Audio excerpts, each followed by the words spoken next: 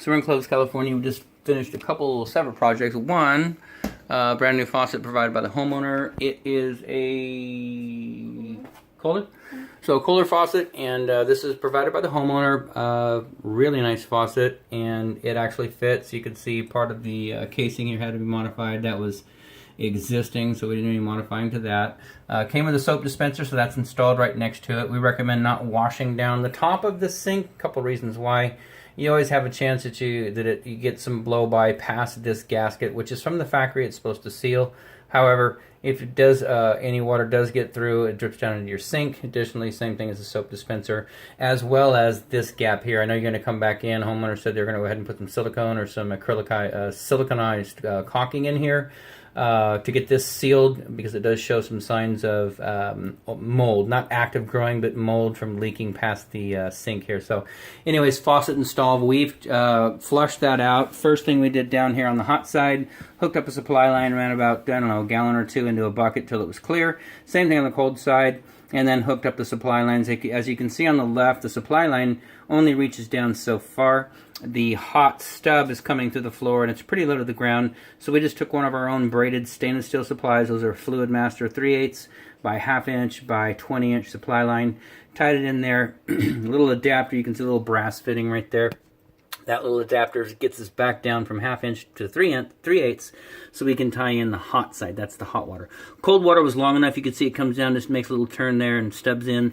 Yesterday, I believe we were here, we installed that shutoff valve, so that's ours. One on the bottom's not. So the only work we've done in this cabinet is tie in a new supply line to an existing valve, and get it tied into the integrated supply line that's in the faucet. Those two black hoses right there come with the faucet, so those aren't ours. We don't warrant those, so but the point of connections we do, where that brass fitting is at, and also down there where it connects to the valve. And then of course we do warrant the shutoff valve there that we installed yesterday. That's in a separate documentation and video, and you can see that on YouTube if you'd like. And of course we sent a receipt out for that as well. So we will cover that. We do not cover any of the iron piping, any of the tap tees down here, the copper tubing, none of that.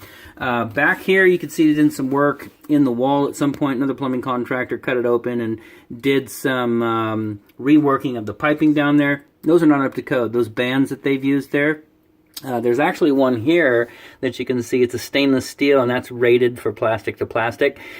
Same thing, rubber on the inside and then stainless steel on the outside. But those little crinkled stainless bands, those are cast iron only. So, but those aren't ours, and we haven't touched those. We told the homeowner we were going to open that up a little bit and spin this T. We did not have to, so we haven't touched those two bands. So we don't warrant any of the existing work in the wall. The only thing that we have added is a little extension piece right here.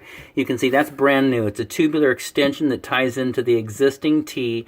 What they did is they took the adapter and they glued it straight into the T, so you're at tubular right from the T moving out. So that's our extension. And then a tubular P-trap right here that comes over, another tubular extension into this offset 90 right here, which comes with the disposal kit. This in-sink aerator is provided by the home owner as well. It's the Evolution Select Plus. I believe it's the 3/4 horse. So that all comes with it. They give you a straight tube for installation or the angled. The angled worked out great. It dumps right down into the P-trap and done. So you're good as far as our plumbing underneath here. You've got all brand new pointed connection all the way back to the waste in the wall. Brand new P-trap, brand new offset arm. You can see that we're tied back into the disposal there. That is not code. However, that is what we were presented with. So you could certainly leave a hole up here in the sink or countertop, wherever, and put an air gap in. One was not provided, so that ties straight back into the garbage disposal. So we have not tested it out. Let's take it for a little quick test drive, make sure that disposal is working. That is the light, so of course it's not going to work. And there it is. So that is your garbage disposal. So on and running. So we ran a lot of water down here and we checked. As we told you yesterday, or from our previous video when we installed this valve, a lot of corrosion in the bottom of this sink before we put the flange on. The guy that came out here and did the restoration on the sink did a great job. He came in and filled some of the broken porcelain that was overcast that was there. Some pieces had chipped out. He filled them in, sanded them down so it looked good there. Underneath this flange as well, you can see the corrosion. Let me get a better picture of that. You can see the corrosion up underneath. So all of that you see there is duplicated where the flange mounts to. We filed it down the best we could and used enough putty in there, got that. So what's really holding this sink from leaking is the putty installation. So you don't want to bump this around, move around too much. There's no leaking around there. You can see around the perimeter. I'd monitor this just for fun to make sure that you don't get any leaking out from around here, but it is tightened down pretty good. Lots of putty in there. Two-man operation. Have my daughter out here help me with this so that we make sure we don't spin that putty in place, because we want to make sure we had a great seal with that. But it is corroded, so it's not optimal for installing a flange on. But as long as it doesn't leak, you're good to go. So I would, like I said, would monitor that. Make sure you don't start getting weeping down here, because even though this is stainless steel, it runs down, starts building up deposits, starts rusting through, and eventually you have trouble down here. But as of right now, everything looks good. Outside of that, this installation is done.